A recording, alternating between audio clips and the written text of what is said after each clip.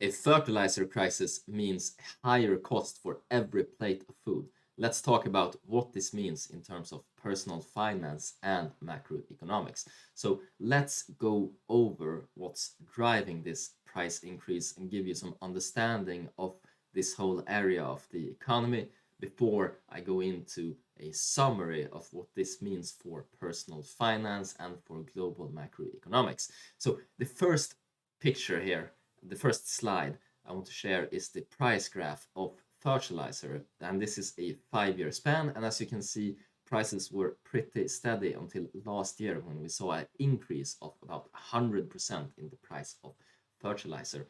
All right, and fertilizer, for those of you who are completely unfamiliar with this, is something that you use in the production of food. It's a mix of chemical compounds. I've listed them here, so it's phosphate rock, phosphate, potassium, and nitrogenous. All right, and in terms of the biggest producers here, I just wanted to include this because the media talks a lot about this whole Russia-Ukraine crisis and how they as a big producer is to blame.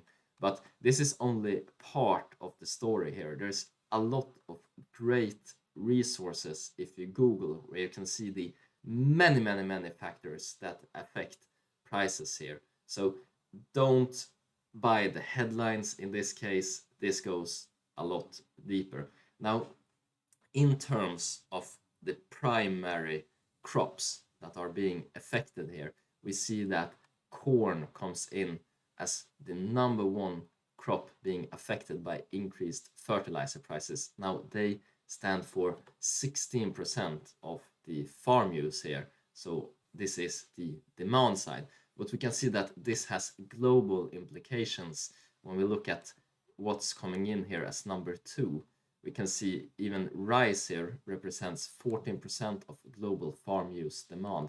So everywhere around the world, the basic stable crop is being affected in terms of production cost. And if we do a quick look at the variable per unit cost, when we look at production of fertilizer, we can see that neutral gas stands for 70 to 90% of the per unit cost, the variable cost of producing fertilizer. All right, and as you all know, the prices of energy has basically skyrocketed, and this means that energy and fertilizer are correlating heavily in terms of their price swings. So you can follow along on energy prices to get basically a indicator on fertilizer. It will be a bit lagging given that they buy up in terms of options fixing prices, but once energy prices come down, then we can see that fertilizer prices will come down a bit after. This is only my speculation in this case, given the correlation. All right. Now, what does this mean for personal finance and for macroeconomics on a global perspective, starting with personal finance? Now, you will need to budget more for increasing food prices going forward, especially if you're based in the United States. And remember, I talked about corn being the biggest farm use. Now, the United States is the biggest consumer of corn, all right? You might think it's Mexico, but it's not. It's the United States. And think about all the, for example, corn syrup being used in your foods instead of pure sugar. This is, an integral part of food production in the United States, and the average American is basically chock full of corn.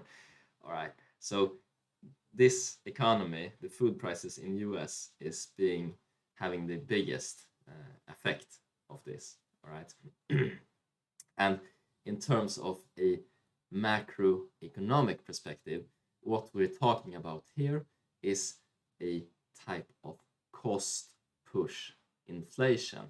basically meaning that the price of input per use variable here that pushes up price of the goods. The farmers making less money, they're taking a big chunk here from the increased production cost, and this increased production cost will be pushed onto consumer. All right, this is what's usually called in macroeconomics the bad type of inflation. If we see that demand is pulling prices higher, a lot of people want to buy, there's not enough of the goods, then it's called demand pull, and that's a bullish sign. All right, and this cost push in terms of macroeconomics theory is seen as a bearish sign. Does this mean we will have a recession? Not necessarily. Hold your horses. This is just, a bearish sign. All right. And in terms of what investments you decide to do, I hope you make a ton of money, whatever it is. Take care now, invest safe. Bye bye.